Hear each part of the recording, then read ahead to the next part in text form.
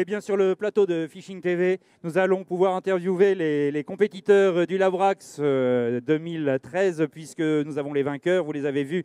La famille Crène et Charles n'est pas là malheureusement. Approchez messieurs, et leurs partenaires, Christophe Soares, Navicom et Yannick Cordier, Ultimate Fishing. Approchez-vous.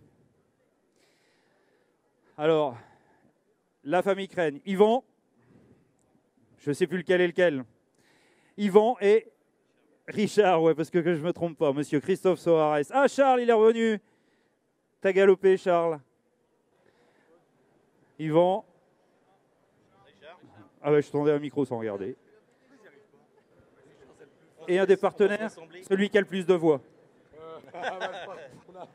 Yannick qui n'a plus de voix. Donc, messieurs, suite à cette année passée, vous allez pouvoir nous parler un petit peu de ce Labrax, en l'occurrence. Ah, bon, d'accord. Ça doit être allumé. Vas-y, tu peux parler, je pense. Tu te colles le micro, là. L'année du Labrax. Comment s'est passée cette année du Labrax? Colle ton micro, là. Alors, je sais déjà même plus par laquelle on a commencé. C'était Courseul. Ah, il est meilleur avec une canne à la main qu'avec un micro. Colle ton micro, ici. Non, je crois que c'était Courseul. Courseul. La première date.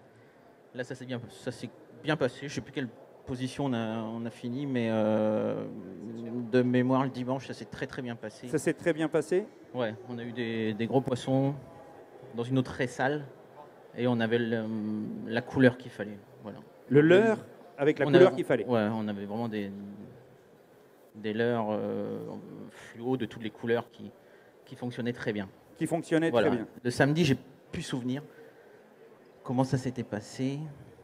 À 14h, on a... Allez. Bon, en fait, on est arrivé à Courseul, on n'avait jamais mis les pieds déjà. D'accord. Donc, on n'avait strictement rien. Les boudins, oui, pour les pieds, merci. Les pieds ou les boudins, oui. Et on avait réussi à glaner 2-3 tuyaux par quelques gens du coin.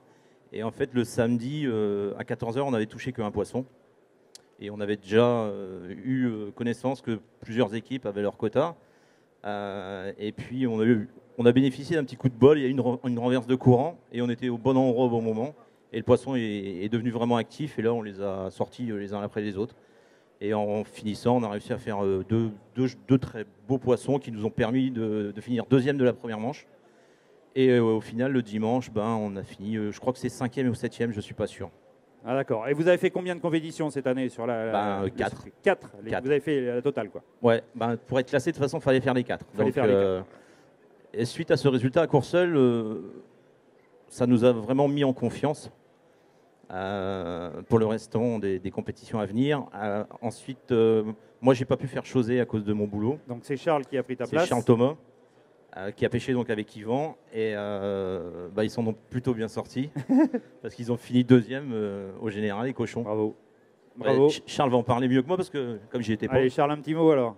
Bon, bonjour Wilfred. Alors à Chauzet, on a fait du chemin pour trouver les poissons. C'était pas si facile. La zone des îles de Chauzet est vraiment difficile.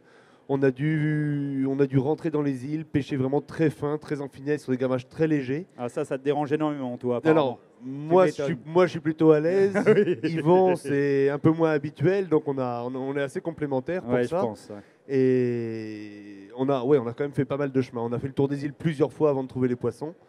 Et le dimanche, on a longé la côte et à un moment, on a retrouvé un coin qui ressemblait à chez nous, qui ressemblait à Bénodet, une petite sortie d'eau qui nous plaisait bien. Et ça a payé. On a trouvé pas mal de poissons, des beaux poissons. Et là, Yvan a ressorti la main magique et il a rentré les poissons. C'est quoi la main magique, Yvan? C'est quoi la main magique? Non, en fait, il m'a montré le samedi comment pêcher en finesse et je me suis appliqué le dimanche à sa méthode.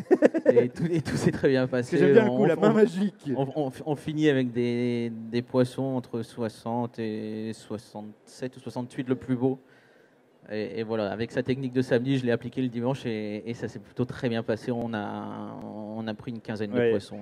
Alors vous voyez, les deux frères, là, ils ont gagné cette année, c'est pas pour rien, mais on va quand même passer la parole aussi au partenaire. Il a un micro, donc merci à vous. Et puis les partenaires, vous leur avez fait confiance quand même. Yannick, tu as fait confiance à une équipe qui tu sentais bien?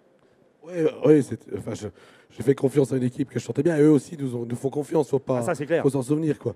Non, et surtout que la saison précédente n'avait pas été très brillante en termes de résultats. Et il y avait un vrai pari cette année. Et comme quoi, voilà, c'est le sport. C'est, comme on dit, c'est le petit coup de chance de temps en temps qu'on peut avoir, qu'on ne peut pas avoir. Mais c'est surtout la persévérance et le talent qui font que aujourd'hui, ils ont gagné. Et on est très contents pour nous, c'est sûr. Mais surtout pour eux, quoi. Parce qu'au bout du compte, il ne faut pas oublier que la pêche, c'est pas du foot non plus. Hein. On n'est pas à ce niveau-là. Hein. On doit tous rester à notre place. Gagner une compétition, c'est très bien. Ça encourage tout le monde à faire comme les pêcheurs qui pêchent un petit peu plus souvent et un petit peu mieux que les autres.